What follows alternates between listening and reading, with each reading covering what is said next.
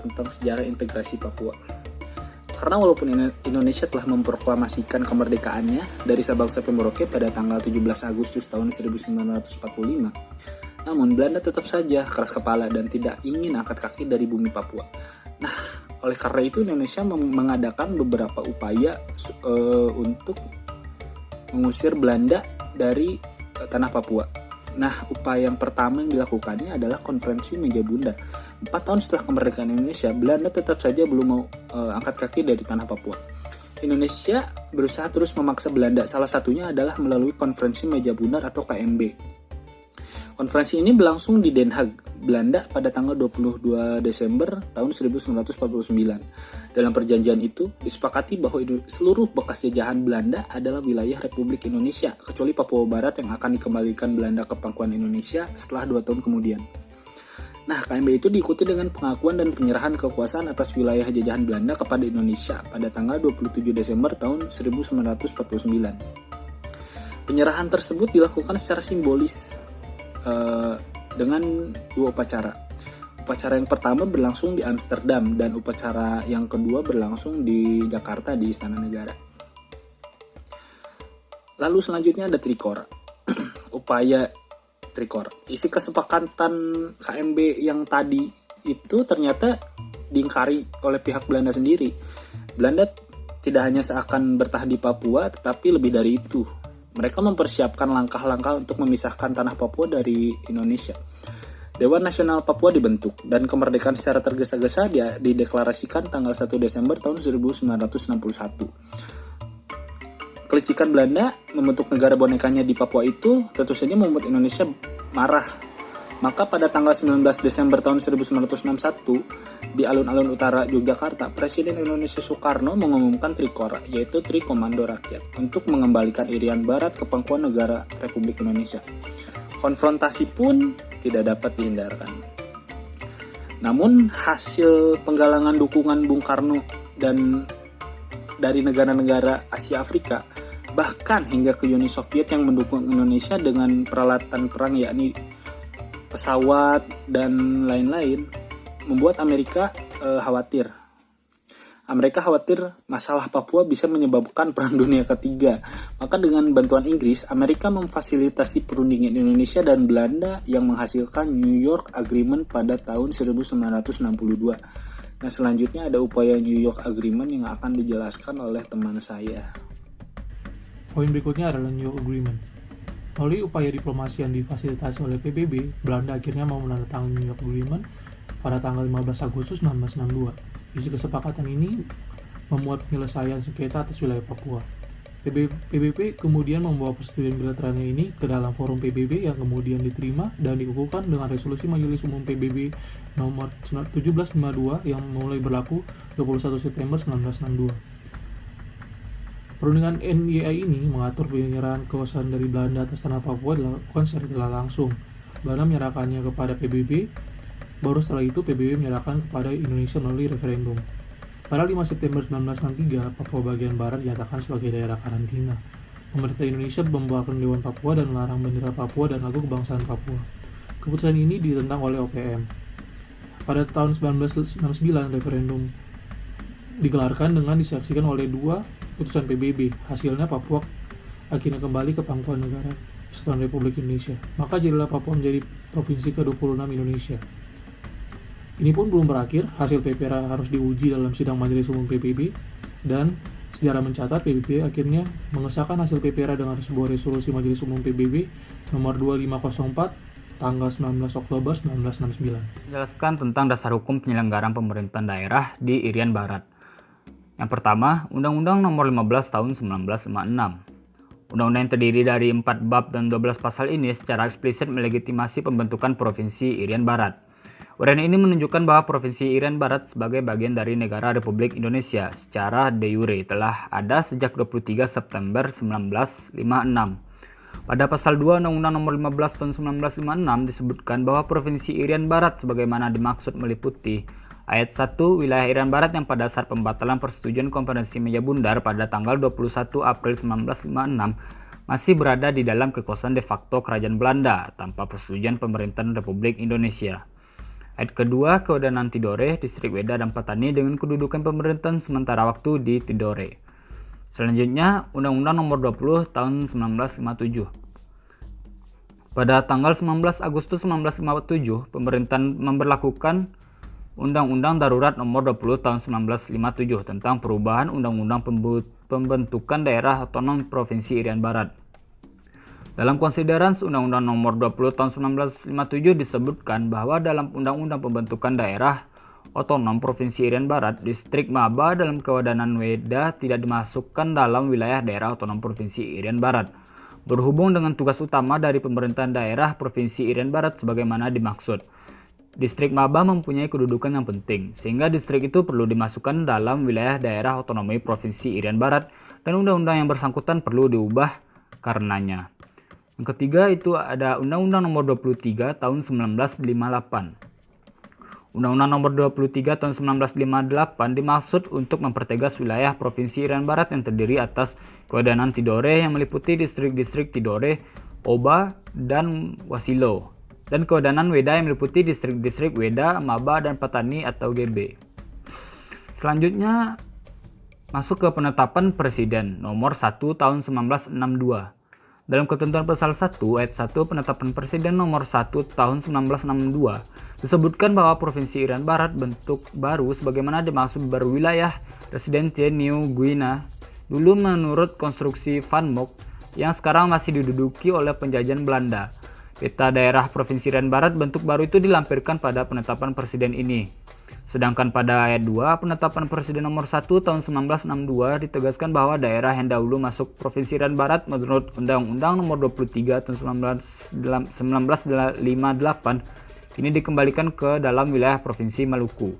Adapun ibu kota Provinsi Irian Barat bentuk baru sebagaimana diatur dalam pasal 2 penetapan Presiden Nomor 1 Tahun 1962 adalah kota baru di daratan Irian Barat. Sebelum membahas lebih lanjut mengenai otonomi khusus di daerah Papua, terlebih dahulu akan dibahas mengenai latar belakang penentuan status daerah bagian Barat Papua atau Irian Barat ke dalam Negara Kesatuan Republik Indonesia. Pada masa itu, status daerah bagian Barat Papua menjadi sengketa antara pihak Belanda dan pemerintah Indonesia. Untuk menentukan status daerah tersebut, diadakanlah sebuah pemungutan suara yang dinamakan dengan penentuan pendapat rakyat atau disingkat PPRA. PPRA itu sendiri pada dasarnya merupakan bagian dari perjanjian sebelumnya, yaitu Perjanjian New York yang menyatakan bahwa Indonesia wajib menyelenggarakan penentuan pendapat rakyat di Irian Barat sebelum akhir tahun 1969. Pasal 18 Perjanjian New York menyatakan bahwa Indonesia akan melakukan persiapan dengan bantuan dan partisipasi dari Perserikatan Bangsa-Bangsa untuk memberikan kesempatan memilih secara bebas kepada masyarakat di wilayah Papua Barat. Adapun persiapan tersebut yang dimaksud oleh Pasal 18 Perjanjian New York yang pertama adalah melakukan musyawarah atau konsultasi dengan Dewan Perwakilan untuk menentukan metode atau prosedur yang harus diikuti agar bisa menjamin kehendak masyarakat yang dinyatakan secara bebas. Kemudian yang kedua adalah menentukan tanggal pemungutan suara dari PPRA tersebut. Kemudian yang ketiga adalah perumusan pertanyaan sedemikian rupa agar pertanyaan tersebut mudah dipahami oleh masyarakat Papua dalam memilih apakah mereka ingin bergabung dengan Negara Kesatuan Republik Indonesia atau terpisah dari Negara Kesatuan Republik Indonesia. Kemudian yang terakhir adalah kelayakan dari peserta pemungutan suara tersebut, meliputi orang dewasa, laki-laki dan perempuan, dan mereka yang bukan merupakan warga negara asing. Pada awal tahun 1969, mulailah pemerintah Indonesia menyelenggarakan PPRA dengan pelaksanaan yang dibagi menjadi 3 tahap. Tahap pertama adalah melakukan konsultasi dengan Dewan Kabupaten Jayapura mengenai tata cara penyelenggaraan PPRA. Tahap kedua adalah melakukan pemilihan Dewan Musyawarah PPRA. Dan yang ketiga adalah melakukan pemungutan suara di Kabupaten Merauke. Hasil dari PPRA tersebut ternyata menunjukkan bahwa masyarakat Papua Barat memilih untuk bergabung dengan Negara Kesatuan Republik Indonesia. Pelaksanaan PPRA itu sendiri disaksikan oleh utusan dari Perserikatan Bangsa-Bangsa, utusan dari Belanda, dan utusan dari Australia. Kemudian hasil dari PPRA tersebut dibawa ke sidang umum PBB, dan PBB menyatakan menerima dan menyetujui hasil dari PPRA tersebut. Namun meskipun demikian, sampai saat ini masih ada beberapa pihak yang menganggap bahwa pelaksanaan PPRA pada prakteknya kurang demokratis. Di sini saya akan menjelaskan tentang struktur pemerintahan daerah Papua, di mana ia memiliki lembaga legislatif dan lembaga eksekutif yang tidak berbeda dengan lembaga di provinsi-provinsi lainnya. Tetapi perbedaan yang cukup signifikan terdapat pada anggota DPRD, di mana hanya 56 orang yang dipilih melalui pemilih jalur pemilihan umum dan 14 orang yang dipilih melalui jalur otonomi khusus. Sedangkan dalam lembaga eksekutifnya sendiri tetap dipimpin oleh seorang gubernur yang diwakili oleh wakil gubernur. Tetapi perbedaan yang terbesar terjadi pada adanya Majelis Rakyat Papua, di mana pemilihannya dan keanggotaannya diatur dalam Perdasus dan memiliki masa aktif atau masa jabatan selama 5 tahun. Di mana tugas dari MRP sendiri adalah membahas dan mengesahkan bakal calon gubernur serta mengesahkan dan membahas tentang Perdasus yang diserahkan oleh DPRD dan gubernurnya. Pada pembahasan selanjutnya, kelompok kami akan membahas mengenai perlakuan khusus untuk orang asli Papua di Papua. Dalam Undang-Undang Dasar 1945 mengatur bahwa setiap orang dijamin bebas dari perlakuan diskriminasi dan berhak mendapatkan perlindungan jika terjadi perbuatan diskriminasi. Frasa setiap orang ini berarti setiap individu warga Indonesia tanpa memperhatikan latar belakangnya. Jika terjadi perbuatan diskriminasi, ini berarti telah terjadi pelanggaran HAM. Namun, tidak semua diskriminasi itu melanggar HAM. Ada yang dinamakan diskriminasi positif atau affirmative action, yang berarti setiap tindakan yang mengizinkan negara untuk memperlakukan secara khusus atau lebih kepada kelompok tertentu. Memang jika dilihat dari definisinya ini secara jelas diskriminasi, tapi jika dilihat dari tujuannya itu sama sekali tidak diskriminasi, yaitu tujuannya adalah untuk memperoleh kesetaraan dan keadilan. Diskriminasi positif juga tidak melanggar hak konstitusional karena secara jelas telah diatur dalam pasal 28H ayat 2 yang menyatakan bahwa setiap orang berhak untuk mendapatkan kemudahan dan perlakuan khusus untuk memperoleh kemanfaatan dan kesempatan yang sama guna mencapai kesetaraan dan keadilan. Diskriminasi positif timbul karena dalam realita masyarakat Indonesia terdapat perbedaan kemampuan untuk mendapatkan perlindungan dan pemenuhan hak yang diberikan oleh negara. Perbedaan kemampuan ini timbul bukan karena kehendak mereka sendiri, melainkan karena struktur sosial yang tumbuh dan berkembang di dalam mereka yang cenderung meminggirkan mereka sehingga memunculkan perbedaan-perbedaan tersebut.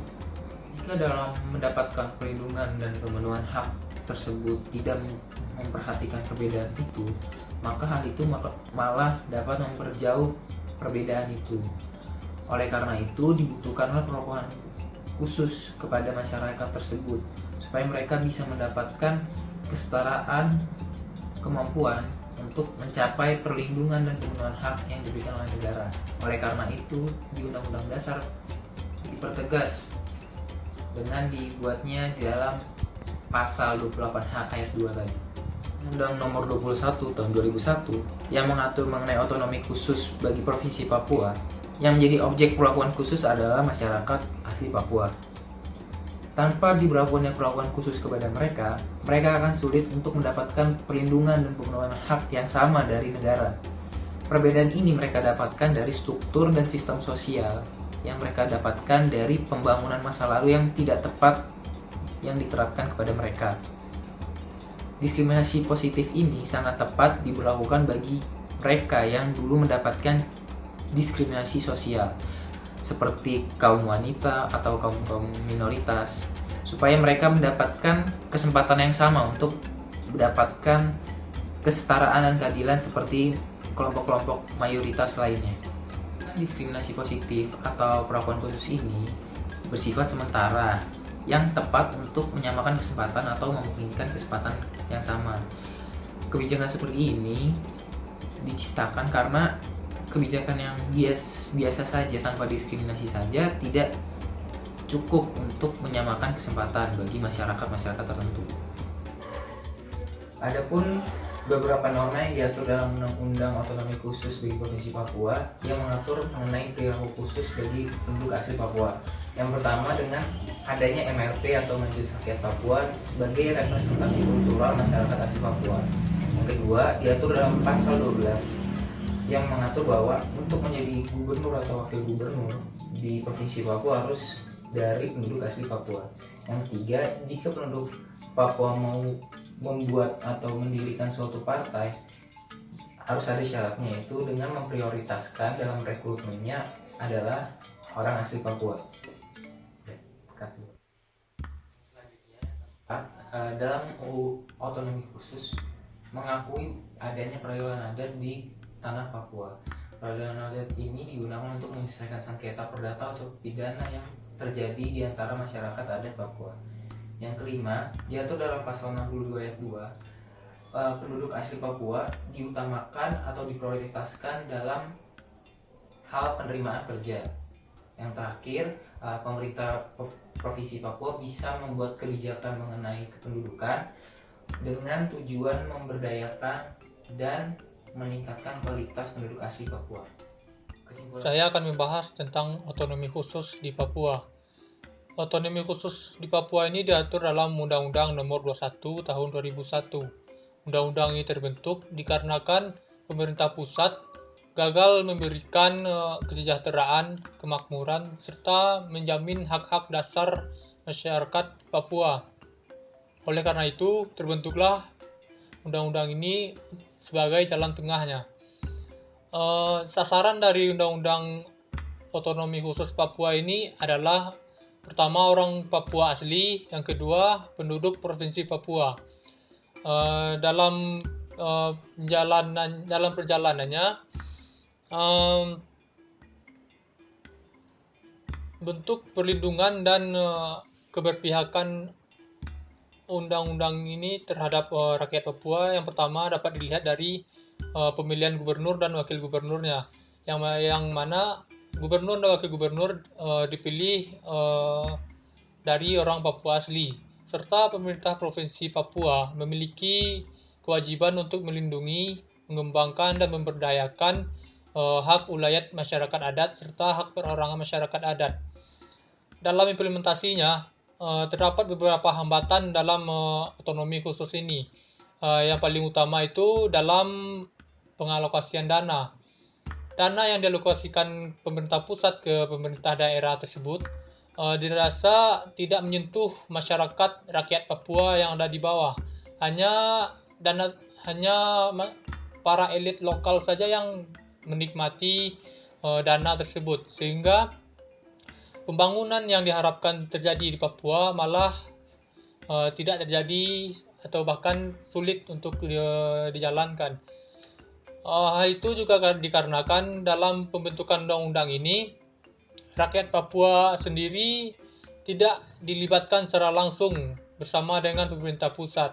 Hanya perwakilan saja yang dilibatkan dalam perumusan undang-undang ini. Saya rasa itulah hal paling dasar yang menyebabkan undang-undang otonomi khusus di Papua ini belum berjalan dengan baik.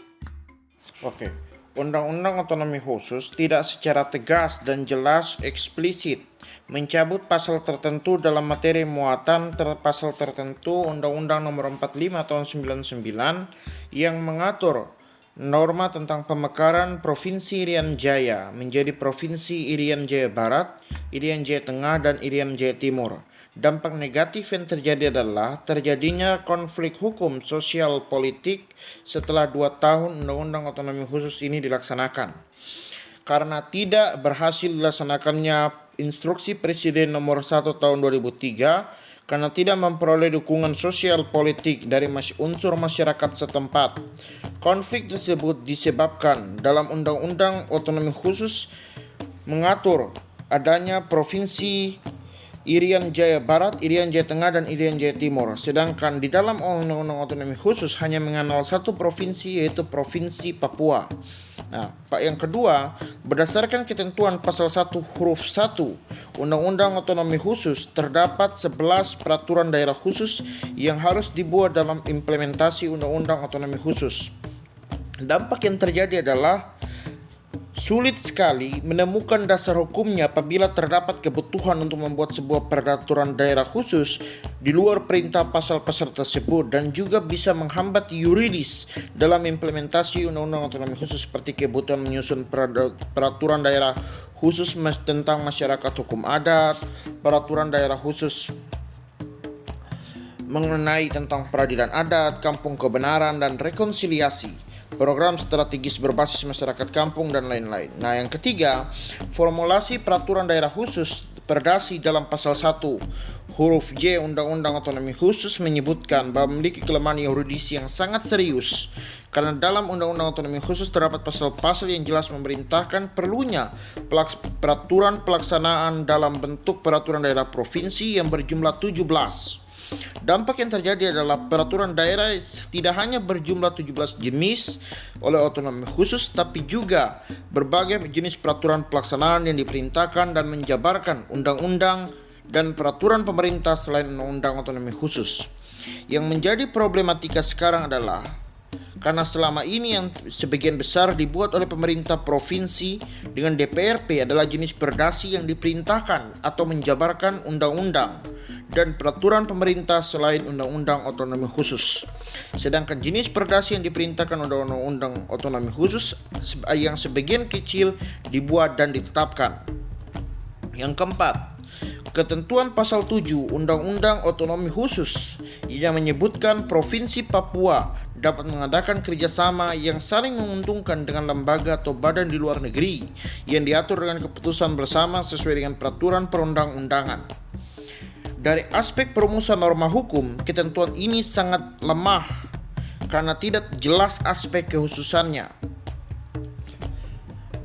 Hal tersebut disebabkan pelaksanaan kewenangan pemerintah Provinsi Papua yang seharusnya bersifat khusus dan otonomi masih bergantung dengan peraturan perundang-undangan di luar otonomi khusus.